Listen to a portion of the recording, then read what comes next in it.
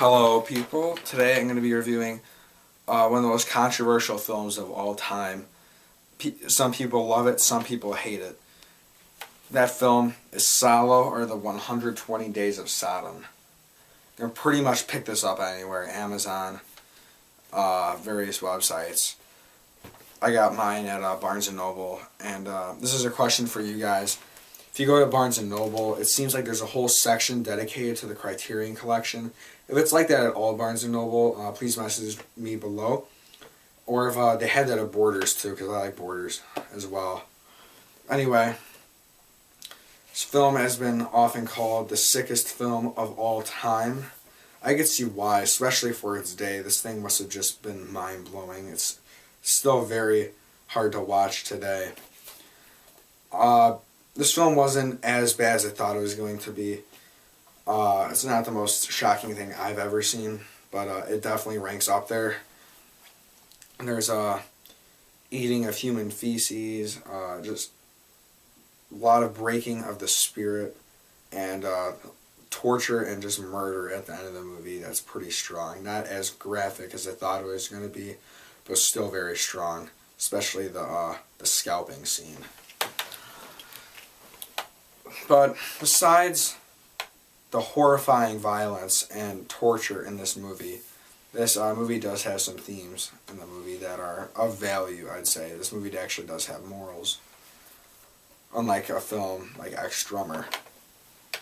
One of the things that talks about is how fascism is bad, and the villains in this movie are portrayed as being horrible, horrible people. I mean, basically what this movie's about is for fascists who kidnap 16 children, well, teenagers, I guess you could say. This is like on the back of the box, so you can quote me on this. They subject them to 120 days of physical, sexual, and mental torture. And that's pretty much the whole movie. And like I said, the fascists are seen as just awful people, some of the worst people in the world.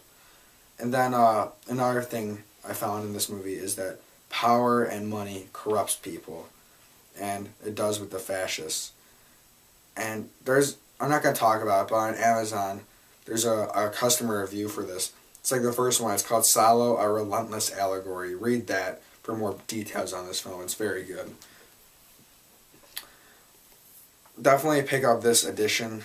It's like the most widely available edition, which is good because it's packed with tons of features. It comes with a huge book. For something like this, it comes with a pretty big book. I'll show it to you, actually. It's this. And look how thick that is. It looks pretty thin for any regular book, but I mean, it has a ton of stuff in here. It's gonna take forever to read if I decide to read it one day.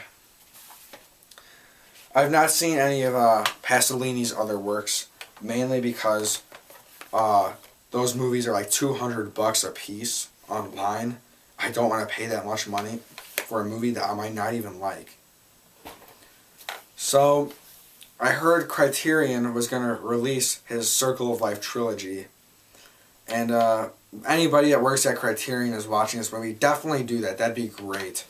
Because I'd like to see his other works, because I heard they're very controversial as well. Not nearly as controversial as this, but still.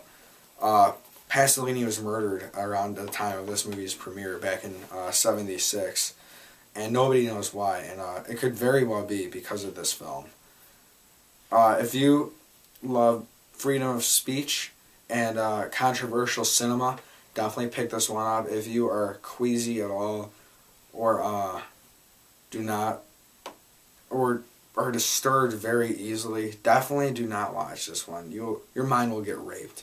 That's pretty much all I'm going to say. Thank you guys for watching this review. I hope it was informative for you guys.